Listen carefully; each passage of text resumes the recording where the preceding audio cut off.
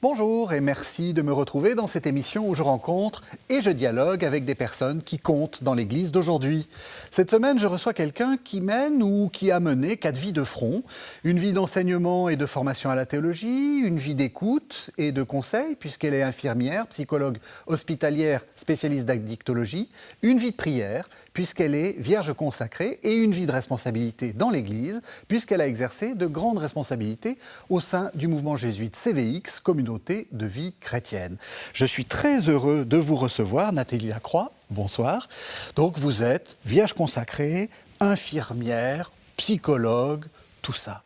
Alors comment est-ce que vous en êtes arrivé là Comment est-ce qu'on fait ce choix quand même assez particulier de devenir vierge consacrée? C'est une fonction qui a été rénovée par le Concile Vatican II et qui est assez mal connue. En fait, comment vous la voyez, cette fonction? Et donc c'est vrai qu'elle est très très mal connue puisque moi-même au début j'ai entendu très jeune cet appel à une vie consacrée parce que j'ai été saisie par l'amour du Christ quand j'avais 12 ans, lors d'un cours de religion. Ça a été l'éblouissement d'un amour. Et donc, j'ai eu cette relation très jeune avec le Christ que je sentais vraiment, cette relation de type sponsal, comme ça, vraiment. Il était mon bien-aimé, enfin, il l'est toujours. Oui. Et je sentais que j'étais sa bien-aimée. Mais je ne connaissais que la vie religieuse apostolique classique. Et donc, j'ai d'abord cherché au niveau des congrégations religieuses. Et puis, par hasard, un jour, je suis tombée sur un livre qui s'intitulait « Le Seigneur t'épousera » du chanoine Simonet et qui parlait de la vocation de vierge consacrée. Et en lisant ce livre, je me suis dit « Mais tout ce que je sens, tout ce que je vis, c'est là. » Et donc, pourquoi chercher ailleurs? J'ai trouvé ma place. Et pour moi, la vocation de vierge consacrée, j'ai une de mes consoeurs qui a été consacrée 2 mois après moi et qui avait intitulé l'invitation de sa consécration pour qu'un « je t'aime » lui soit dit au cœur du monde. C'est très beau.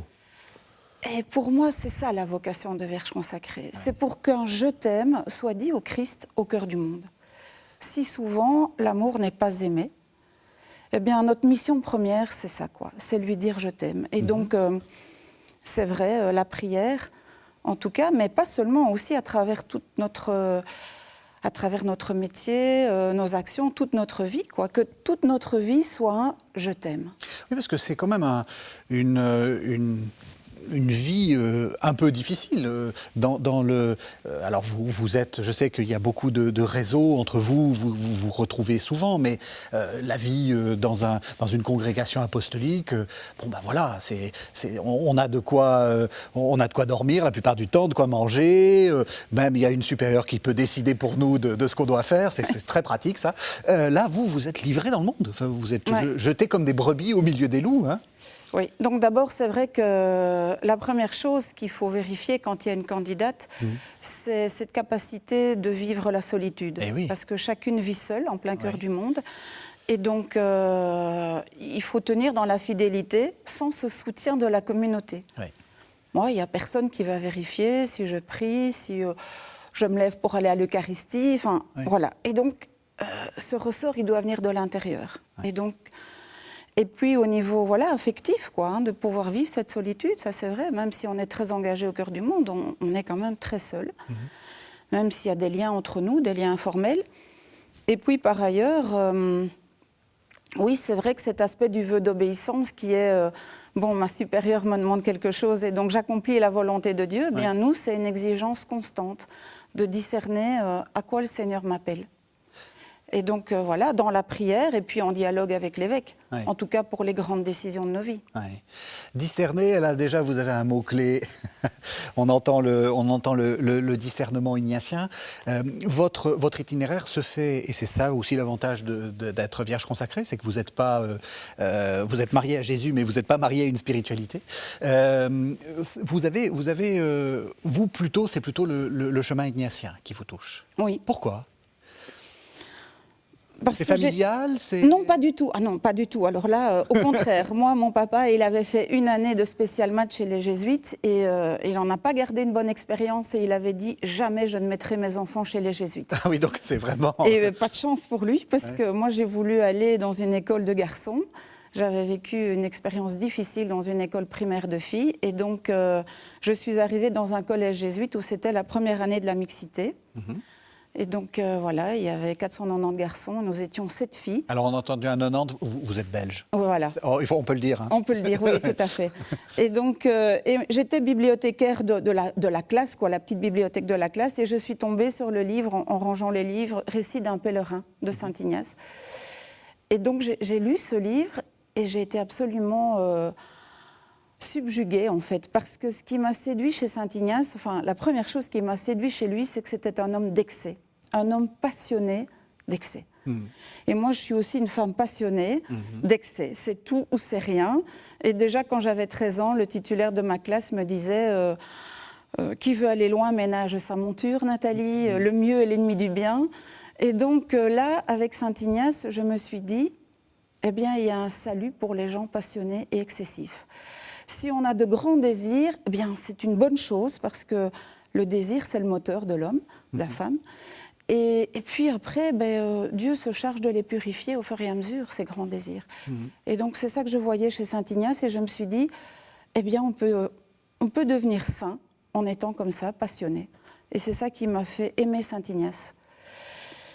Et voilà, il était pour moi d'abord un père, un maître, et puis petit à petit, il est devenu un frère. Et je dirais que maintenant, 46 ans plus tard, il est un grand ami, un ami intime. C'est vrai, c'est quoi? C'est la proximité, vous sentez quelque chose.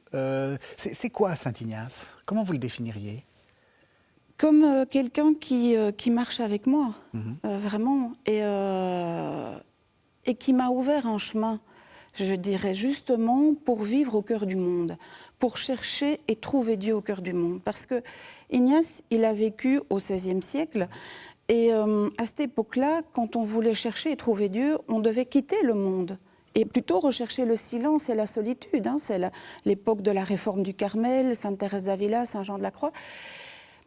Ignace a d'abord été d'ailleurs un peu attiré par la Chartreuse, et puis tout d'un coup... comme ça, un peu après sa conversion, il va faire une expérience extrêmement forte à Manresa, au bord d'une rivière, où là, le Seigneur va lui montrer à quel point il est présent dans tout le créé et dans toutes les créatures. Et donc Ignace se rend compte que si on veut rencontrer Dieu, il ne faut pas fuir le monde, mais au contraire se plonger au cœur du monde pour le rencontrer. Alors évidemment, si tout peut nous conduire à Dieu, Ignace n'est pas naïf, tout ne nous conduit pas nécessairement à Dieu. D'où le discernement. D'où le discernement. Et je dirais même que peut-être qu'une même chose peut vous conduire, vous, à Dieu, et moi, m'en éloigner. Ou peut-être que, à ce moment-ci de ma vie, telle chose peut me rapprocher de Dieu, et dans 10 ans, m'en éloigner. Donc, vraiment, toujours être attentif à ce qui se passe en moi, à ces mouvements intérieurs, quoi. Est-ce que vraiment... telle chose me met dans la joie, dans la paix, me donne de l'enthousiasme, de l'élan. Est-ce que ça m'aide à voir plus clair ou au contraire, est-ce que ça me plonge dans le brouillard, ça me décourage, ça me rend triste, ça me met en colère, ça me plonge dans l'amertume. Et donc être attentif à ce qui se passe en moi pour peu à peu me laisser guider par ces mouvements intérieurs. Est-ce que vous feriez un lien entre Saint Ignace et ce qui et la spiritualité ignatienne et une sorte de psychothérapie ou peut-être de psychanalyse? Est-ce qu'il y a un lien? Parce que, je sais que pour vous, ça a été important. Oui, pour moi, la psychanalyse a été importante puisque j'ai fait une très longue psychanalyse personnelle et j'ai travaillé 10 ans comme psychanalyste. Je dirais que, en tout cas, la spiritualité ignatienne m'aide à plonger au cœur de mon cœur. Voilà. Mais on n'écoute pas la même chose. Moi, je dis toujours, quand je travaillais comme psychanalyste, j'écoutais l'inconscient. J'étais à l'écoute de l'inconscient chez l'autre. C'est-à-dire, on essayait de mettre au jour le plus possible ce qui était encore inconscient. Parce qu'en fait, nous sommes agis par des tas de choses en nous et ça nous échappe. Voilà, il y a tout le transgénérationnel, il y a des blessures que nous avons vécues dans notre petite enfance, etc., et qui restent présentes, même si on les a complètement refoulées, mais qui restent présentes en nous, et qui peuvent nous amener à dire ou à agir d'une certaine manière, et c'est pas sous notre contrôle. Donc, je dirais que la psychanalyse, c'est, voilà, pour aider à mettre cet inconscient au jour, Et pour moi, c'est vrai que ça a été un chemin de naissance, je dirais même un chemin de résurrection. Tandis que dans l'accompagnement spirituel, j'écoute autre chose. Ça, c'est comment l'Esprit de Dieu est à l'œuvre en la personne. Donc, je n'écoute pas du tout la même chose. Et là, c'est à travers, pour moi, comme ignatienne, à travers ces mouvements intérieurs, comment la personne est conduite par le Seigneur. Ce que vous dites est vraiment intéressant parce que souvent, il y a une sorte de mélange. C'est-à-dire, je sais pas, vous avez, on en parlera, mais vous avez une formation théologique très solide, très sérieuse, et donc vous faites une distinction entre ce qui est de l'ordre des mouvements on va dire, de la psyché, donc psychologique, et de l'âme. Alors que j'ai entendu, y compris à la place où vous êtes, peut-être des gens, alors plus âgés, d'une génération qui avait été un peu fascinée par Freud, etc., qui faisaient un peu le mélange. Est-ce qu'on a intérêt à vraiment séparer la vie spirituelle et la vie psychologique ? Alors moi, c'est vrai que donc j'ai arrêté mon travail de psychanalyste quand je me suis vraiment engagée dans l'accompagnement spirituel, quand j'ai commencé à donner les exercices et que j'ai collaboré plus intensément avec le centre spirituel ignatien en Belgique. Alors, moi, je dirais ma devise, c'est tout à fait personnel, c'est sans confusion ni séparation. C'est comme les deux natures. Et donc, exactement. Et donc, sans confusion, parce que pour moi, justement, et c'est vrai que peut-être ça serait la tentation de dire, on va demander à Nathalie si elle veut bien nous accompagner spirituellement, comme ça, on aura deux en un, quoi, un accompagnement psycho-spirituel. Pour moi, justement, je n'écoute pas la même chose. Et donc, pour moi, c'est important de distinguer. Mais ça m'arrive très régulièrement de dire à une personne que j'accompagne, vous voyez, telle chose, telle blessure intérieure, telle...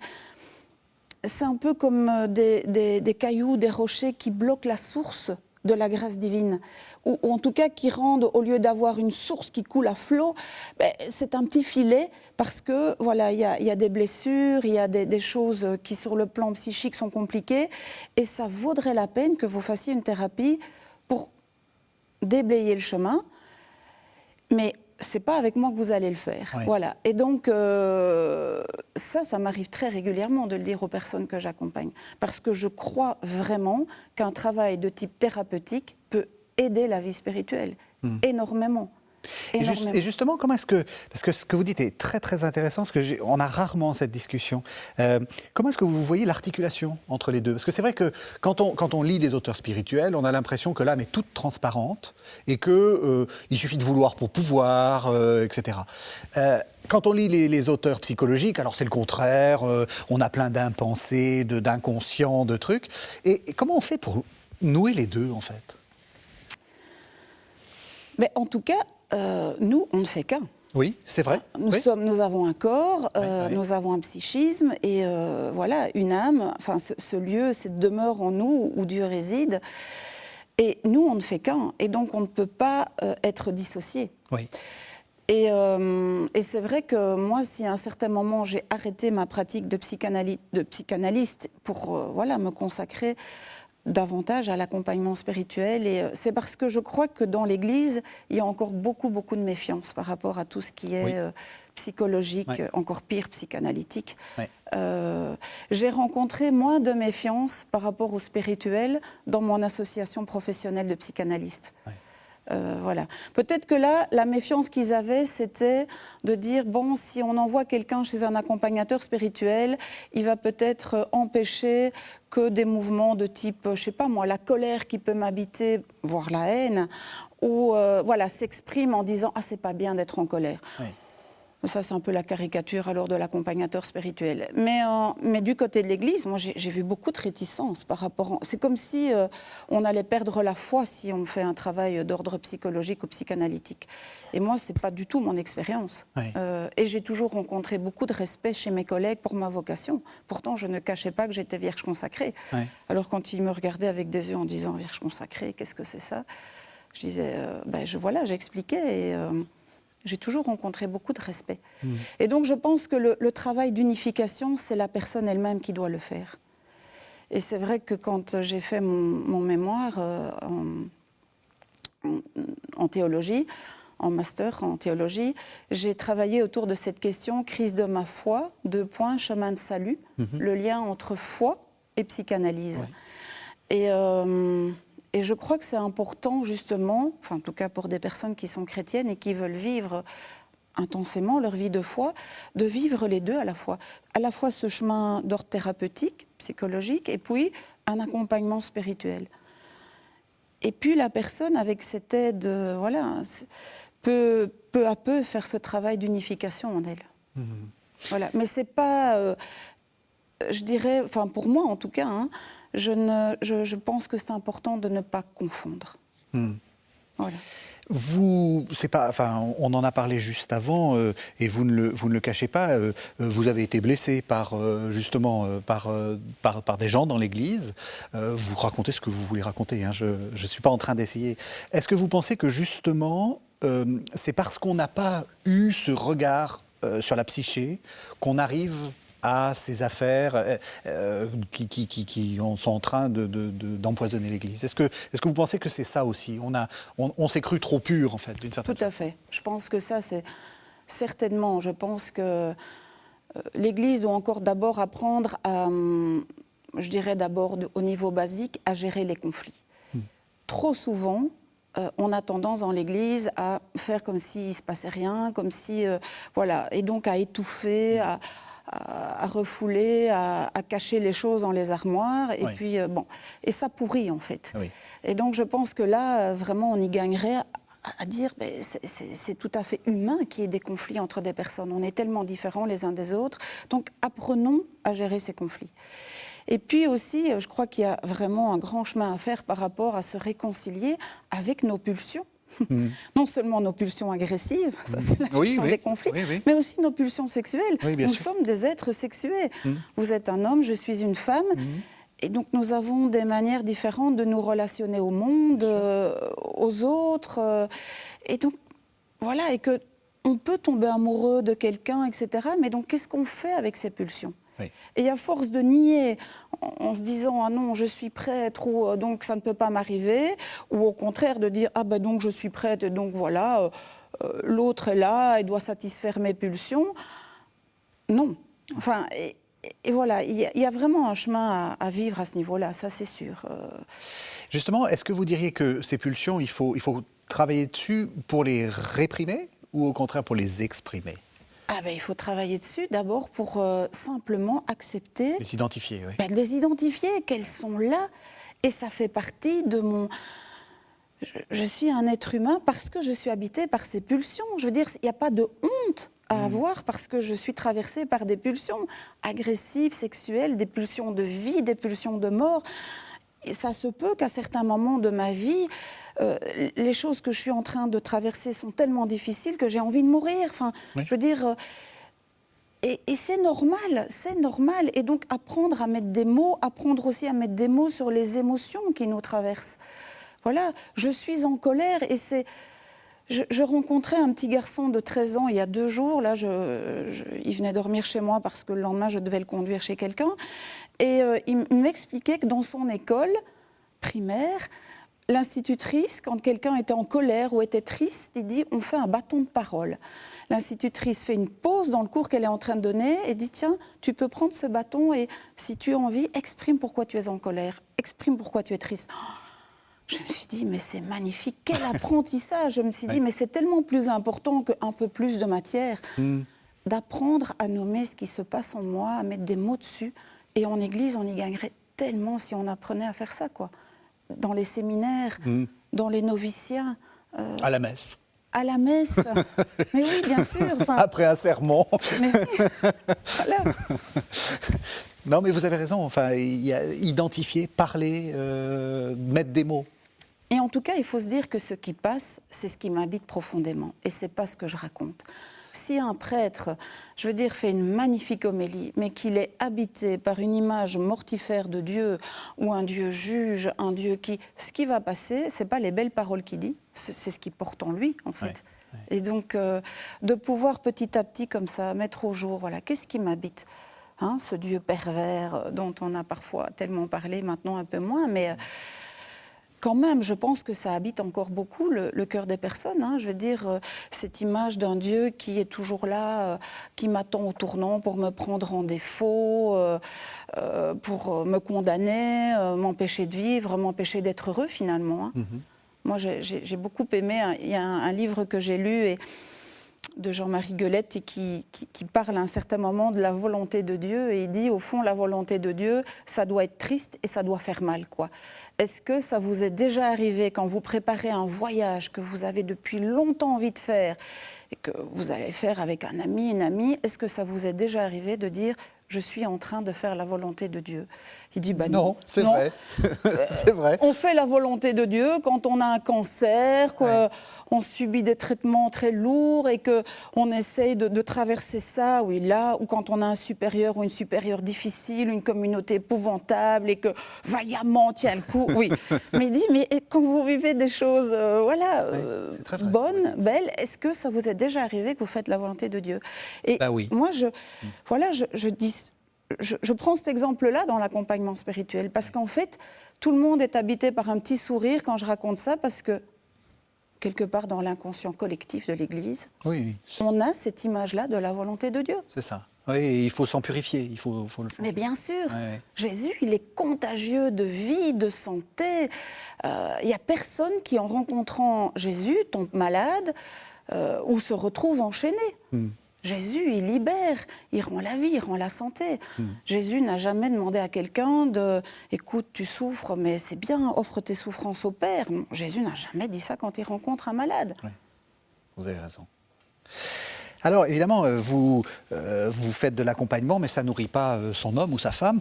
Vous avez un métier, et votre métier, donc, c'est d'être infirmière. Et depuis des années, vous êtes infirmière spécialisée dans des questions d'alcoolologie. On va en parler. Mais d'abord, pourquoi infirmière ? Est-ce qu'il y a quelque chose d'un peu naturel, vierge consacrée, infirmière? Ah non, pas du tout. La vocation d'infirmière est venue bien avant vierge consacrée, parce qu'à l'âge de 8 ans, j'ai subi une intervention chirurgicale qui en soi était banale, une appendicite, sauf que j'ai fait des complications. Je suis restée 3 semaines à l'hôpital, ça a été un peu compliqué. Et donc, j'ai découvert l'univers des malades déjà à ce moment-là. Et puis, à l'âge de 11 ans, de nouveau, j'ai eu une maladie assez rare au niveau des hanches. Donc, j'ai été opérée 2 fois à l'âge de mes 11 ans, encore à l'âge de mes 12 ans. Je suis restée 4 mois couchée. Et donc, j'ai découvert très jeune cet univers de l'hôpital, de la maladie. Et j'ai aussi fait cette expérience très jeune qu'on peut traverser beaucoup de choses quand on est accompagné. Oui. Et donc, j'ai souhaité, très jeune, devenir... Enfin, au début, je pensais médecin. Mais alors, est arrivée cette expérience spirituelle forte où le Seigneur a saisi mon cœur. Et comme j'avais un papa qui voulait que j'aie un diplôme avant de rentrer où que ce soit, je me suis dit, ouf, la médecine, 7 ans d'études, non, moi, je suis tellement amoureuse que j'aurais pas le courage d'attendre 7 ans. Ouais. Donc voilà, je me suis dit, puis infirmière, on faisait déjà des stages durant ces études, et donc j'ai décidé de faire les études d'infirmière. Et à ce moment-là, évidemment, j'étais loin d'imaginer que je ferais après les études de théologie, et puis encore la psycho. Enfin voilà, ouais, finalement, ça a été bien plus que cette année d'études. Mais ça a été les événements de ma vie qui ont fait ça. Et donc, c'est vrai que cette passion pour le monde des malades, oui, ça c'est vrai. L'hôpital, vraiment accompagner les personnes. Je dirais, moi, ce qui m'a séduit dans ce métier d'infirmière, ça n'a jamais été la technique, faire des soins pointus. Ça a été vraiment cette dimension de l'accompagnement. Est-ce qu'on a le temps maintenant ? C'est le moment peut-être de parler un peu des questions de souffrance à l'hôpital. On a l'impression qu'avec ce qui est très bien, hein, le fait qu'il y ait beaucoup de soins ambulatoires, donc les gens rentrent le matin, 20 minutes après ils sont devant le médecin, 40 minutes après ils sont en salle de réveil et hop, c'est fini. Est-ce qu'on a encore le temps de s'occuper des malades, et est-ce que c'est pas une souffrance pour tout ce monde soignant qui n'est pas le chirurgien ou le... Oui, on vit une situation extrêmement difficile, et je pense que ce n'est pas seulement en Belgique. Je viens de passer 10 mois en Espagne et je me rends compte que c'est aussi la même chose en Espagne. Je peux vous dire qu'en France, c'est la même chose la aussi. situation est terrible. En tout cas, moi, ce que je constate, c'est que tout le monde de la santé a été, je dirais, depuis une quinzaine d'années, ça a été vraiment, on doit faire plus avec moins de moyens. Oui. Donc, on fait des coupes dans les budgets qu'on donne aux hôpitaux. Et donc, il faut faire plus, moins de moyens, plus, moins de moyens. Et on était déjà à flux très tendu quand, en 2020, est arrivé le Covid. Et ça a été vraiment la catastrophe parce qu'on était déjà à la limite, je dirais, de ce qu'on pouvait donner. Et là, on a été projeté dans quelque chose où... Voilà, d'abord, il y a eu dans le personnel soignant beaucoup de malades. Oui. Donc, ça veut dire que celles qui restaient sur le pont devaient encore travailler plus. Moi, j'ai vu des collègues qui faisaient des journées de 10h, 12h, 13h.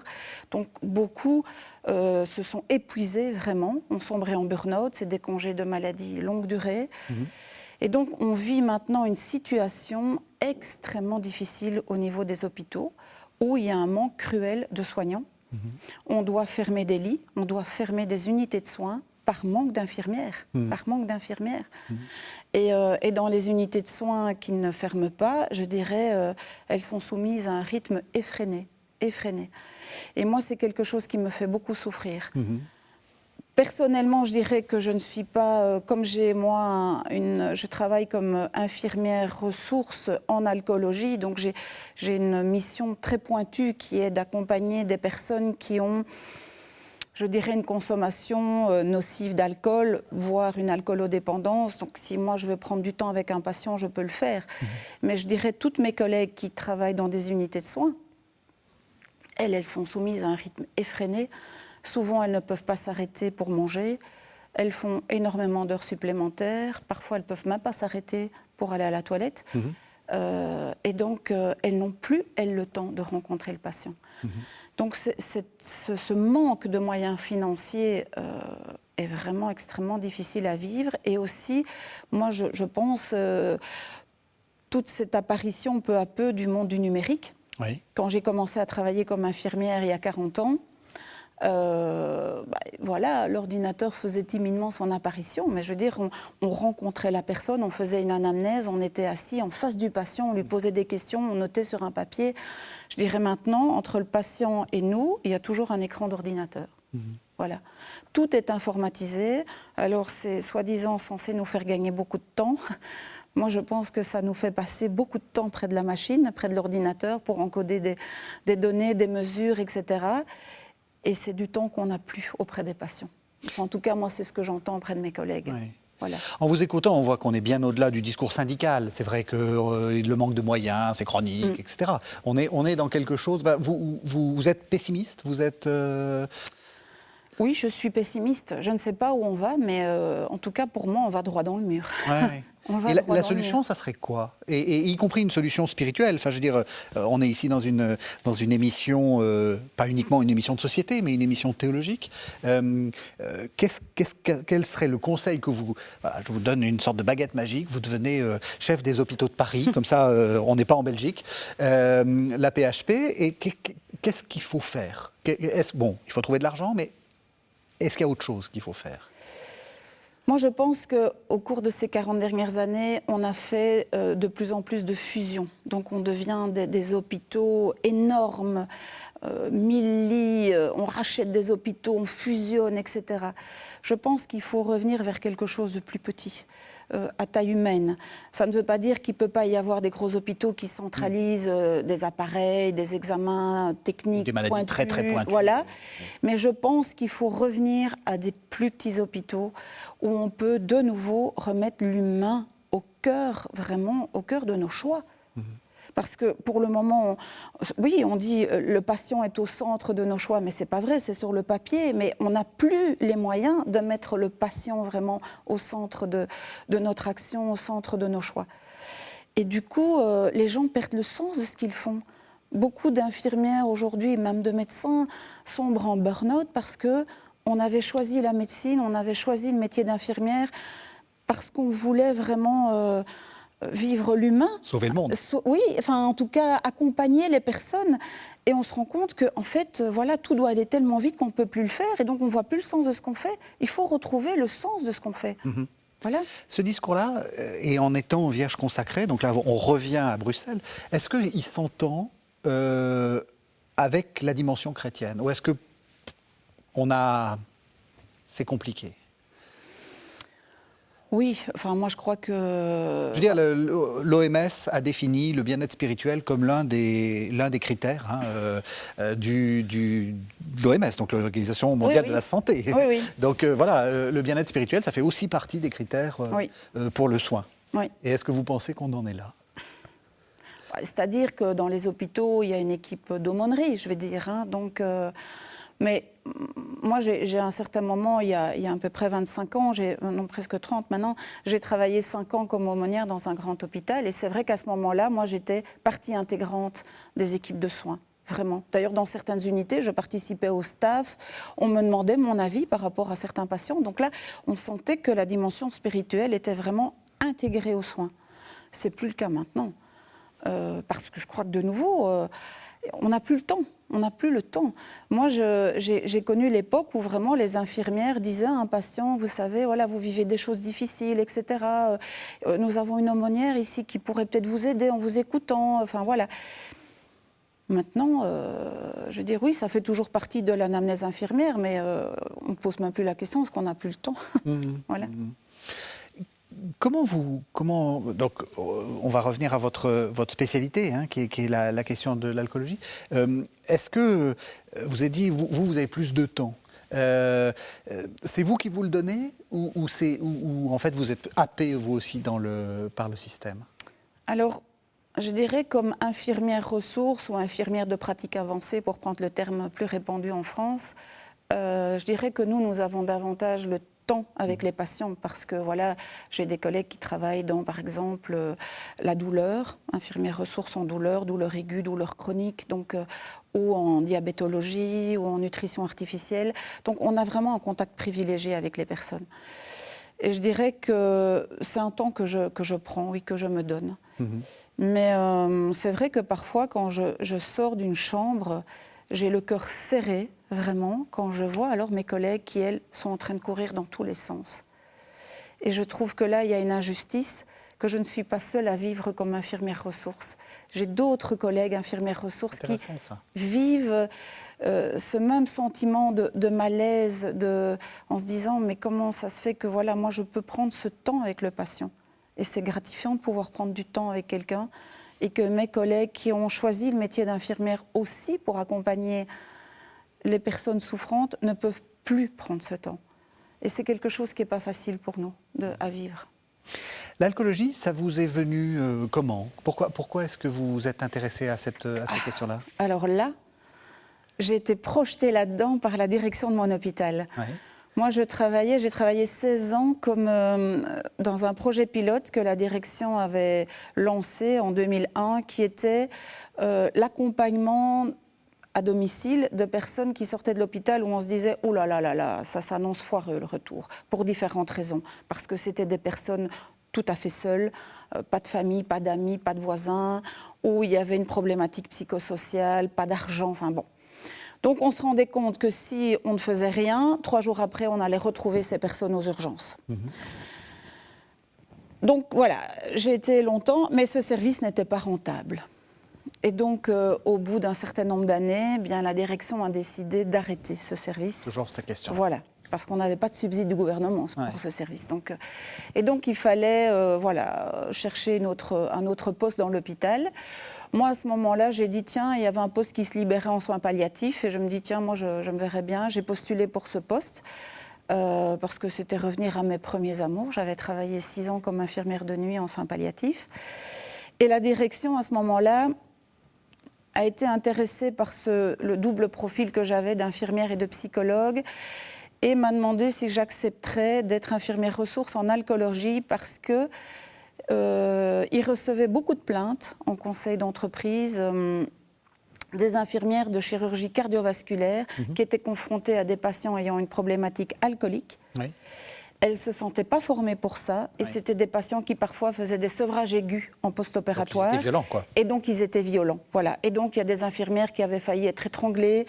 Une autre qui avait reçu comme ça un plateau de repas qu'un patient avait lancé en boomerang. Elle l'avait reçu au niveau de la gorge. Enfin donc des choses graves. Et donc il y avait plusieurs plaintes qui avaient été déposées.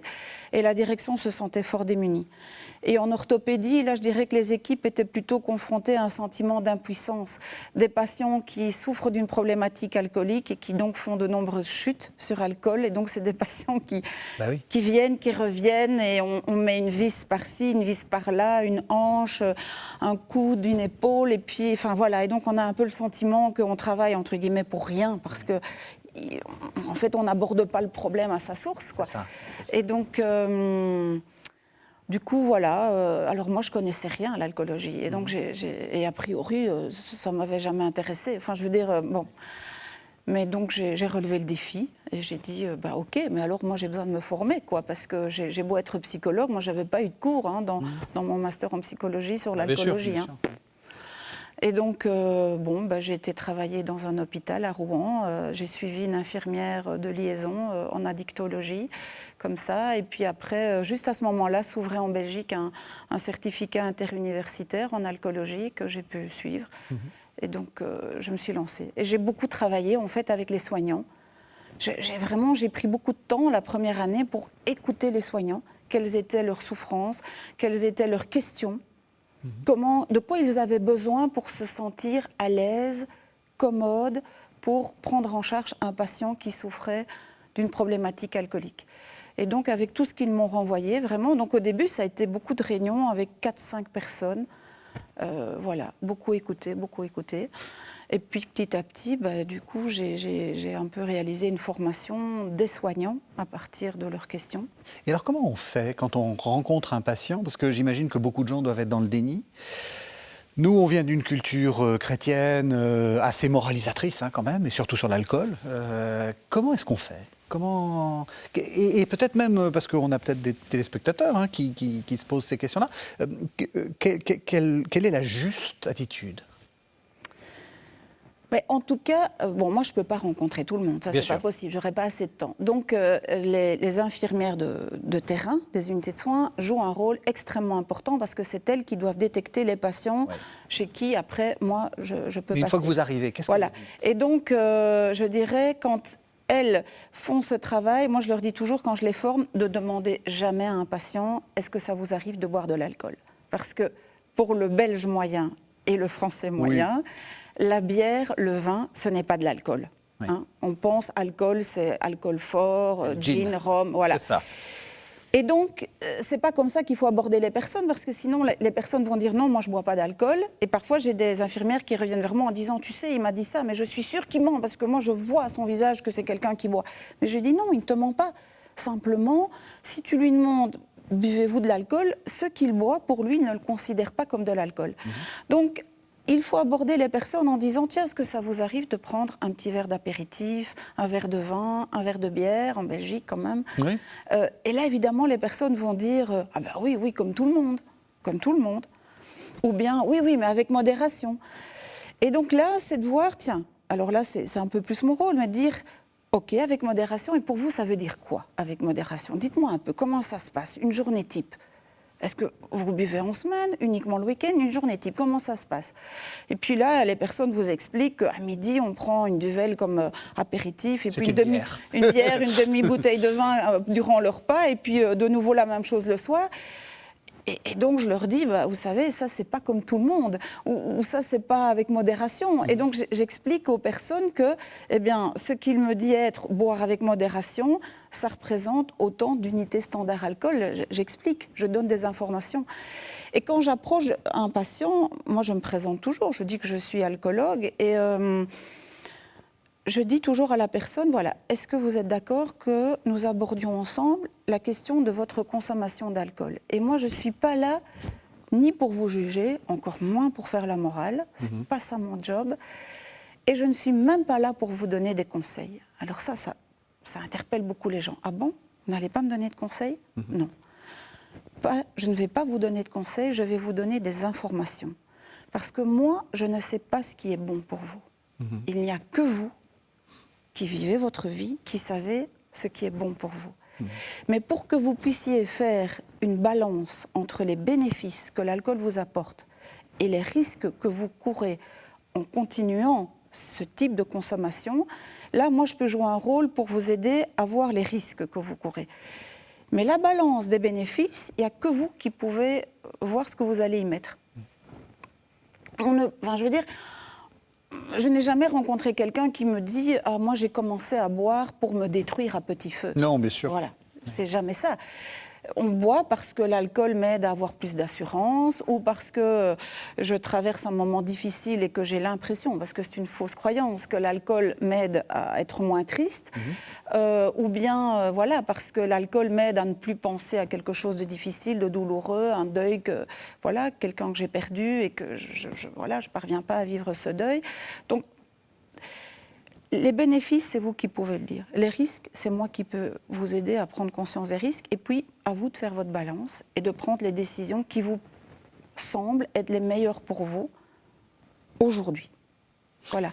Et si vous me dites que vous vous entendez bien avec votre épouse et que vous avez envie de terminer votre vie avec elle, là, je peux peut-être vous dire, si vous continuez à boire comme ça, vous avez beaucoup de chance à ne plus vivre longtemps avec votre épouse. Si vous me dites que vous avez des petits-enfants que vous avez envie de voir grandir, voilà. Mais si vous me dites, moi, mon conjoint m'a quitté, mes enfants ne me parlent plus, j'ai perdu mon travail, l'alcool est vraiment tout ce qui me reste dans la vie, peut-être qu'alors c'est important, il faut continuer de boire. Si c'est vraiment le seul plaisir qui vous reste, voilà. Mais ça, c'est vous qui prenez la décision. En quoi ce que vous venez de dire, c'est différent de ce que vous faites comme accompagnement spirituel? Est-ce que, vous voyez ce que je veux dire? Est-ce que vous êtes une autre femme quand vous tenez ce discours-là et quand vous aidez à quelqu'un, que vous aidez quelqu'un à discerner dans sa vie spirituelle? Alors, je ne pense pas que je suis une autre Nathalie, Oui. Je pense que je reste la même personne. Et c'est vrai que je pense que je suis dans le même mouvement, c'est-à-dire que moi, je ne sais pas ce qui est bon pour la personne qui est en face de moi dans l'accompagnement spirituel. C'est elle qui vit sa vie et c'est elle qui va discerner avec le Seigneur ce qui est juste et bon pour elle à ce moment-là. Et donc, je ne donne pas non plus de conseils comme accompagnatrice spirituelle. Parfois, les personnes, elles viennent chercher ça. Oui, ça serait tellement plus confortable. Avoir un directeur ou une directrice spirituelle. Exactement. Qu'il me dise ce que je dois faire pour être sûre d'être dans le bon chemin. Ouais. Quel est le bon chemin? Est-ce qu'il y a un bon chemin et un mauvais chemin? Peut-être que justement, la spiritualité ignatienne, elle m'a aidée à comprendre qu'il n'y avait pas un bon chemin, un mauvais chemin, enfin je veux dire une liste de choses intrinsèquement bonnes et des choses qui sont diabolisées, intrinsèquement mauvaises. Je pense que souvent la vie, on est dans les nuances de blanc, de noir, de gris. Et c'est chacun qui doit, je dirais, en conscience, petit à petit, discerner, tiens, voilà, qu'est-ce qui va m'aider à me rapprocher davantage de Dieu, c'est-à-dire à me rapprocher davantage de ce qui est vivant, de me rapprocher davantage de ce qui est qui va me conduire à davantage de liberté, à davantage de bonheur. Parce que Dieu est du côté du bonheur. C'est ça parce que c'est exactement ce que... Enfin, ça m'a un peu frappé et pardon, peut-être un peu choqué d'ailleurs, quand vous avez dit, au fond, si l'alcool, vous en avez besoin, il vaut peut-être mieux continuer si c'est vraiment... Et c'est intéressant parce que j'ai entendu aussi ce même discours, y compris chez des psychiatres qui disent, mon but, c'est pas de soigner forcément, soigner forcément quelqu'un qui est schizophrène, c'est de vivre avec. Est-ce que là, on n'est pas en train de changer le discours et même peut-être globalement la manière à la fois dont on voit la maladie, dont on voit peut-être même la morale en tant que chrétien, la clé c'est le bonheur? Vous voyez ce que je veux dire? Avant on avait une sorte on savait ce qui était bon pour les gens en fait. Oui. Alors que vous tenez un discours complètement différent. Ah oui, tout à fait. Moi je ne sais pas ce qui est bon pour vous. Il n'y a que vous qui pouvez le dire. Mais en tout cas, voilà, en vous aidant, si je suis dans l'accompagnement spirituel, en vous aidant à voir clair sur ces mouvements de vie et de mort qui vous traversent, je peux peut-être vous aider à marcher vers la vie. Voilà. Et je dirais que à l'hôpital, dans mon travail, c'est aussi la même chose. Je peux aider quelqu'un, voilà, moi je suis quand même effarée de voir derrière l'alcool, souvent il y a beaucoup de souffrance. Des deuils, parfois j'ai des personnes qui me racontent la mort d'un enfant et j'ai l'impression que ça s'est passé la semaine passée et ça s'est passé il y a 20 ans. Mais ils sont restés bloqués à ce moment-là. Et donc de pouvoir leur dire, mais voilà, je pense que ça serait peut-être important de rencontrer quelqu'un, un thérapeute avec qui vous pouvez reparler de ça. Souvent, voilà, on ne veut pas peser sur son entourage. On a aussi une idée que, ah oui, on perd quelqu'un, un être cher, mais voilà, bon, il faut tourner la page, quoi. Hein. On accepte que vous soyez triste pendant 15 jours, 3 semaines, et puis il faut tourner la page. Mais non, quand on perd son conjoint, quand on perd un enfant, on ne tourne pas la page comme ça. Il faut beaucoup de temps, il faut beaucoup de paroles, il faut mettre des mots sur sa souffrance. Et si on n'a pas rencontré quelqu'un dans son entourage qui nous a permis de faire ça, eh bien, on met un couvercle sur cette souffrance. Et parfois, l'alcool, c'est ce couvercle. Voilà, il m'aide à ne plus penser à cette souffrance, à la noyer quelque part. Hein. Mais voilà, si on veut en sortir, il faudra revisiter cette souffrance, revisiter cette perte pour en sortir autrement. Et donc, voilà. Mais oui, en tout cas, pour moi, c'est important de dire que je ne viens pas pour donner des conseils. Est-ce que, on arrive à la fin de l'émission, est-ce que c'est parce que justement, vous avez commencé à le dire à propos de votre enfance, est-ce que c'est parce que vous avez beaucoup souffert ? Est-ce que, alors je vais poser la question peut-être un peu différemment. Il y a un très beau texte, je prends un jésuite, de Teilhard de Chardin qui avait préfacé en fait un livre que sa sœur, qui était très très malade, qui avait passé sa vie alitée en fait, ça s'appelle L'énergie spirituelle de la souffrance. Et il dit, au fond, la souffrance est un mal, mais il faut la regarder et on peut la surmonter. Est-ce que vous êtes d'accord avec ça ? La souffrance est un mal, mais elle nous aide à reconnaître que nous sommes vulnérables, fragiles. On n'est pas tout puissant. Et ça, moi, j'en ai fait l'expérience très jeune. Alors même si, de par mon physique, je donne une impression comme ça de... Je suis grande, je peux paraître sûre de moi. Mais vous avez l'air en forme. Voilà. Mais en fait, très, très tôt dans ma vie, et ça a un peu jalonné toute ma vie, ces problèmes de santé, je dirais faire cette expérience de la fragilité, de la vulnérabilité, mais aussi cette expérience que nous avons beaucoup de ressources, que nous ne soupçonnons pas parfois.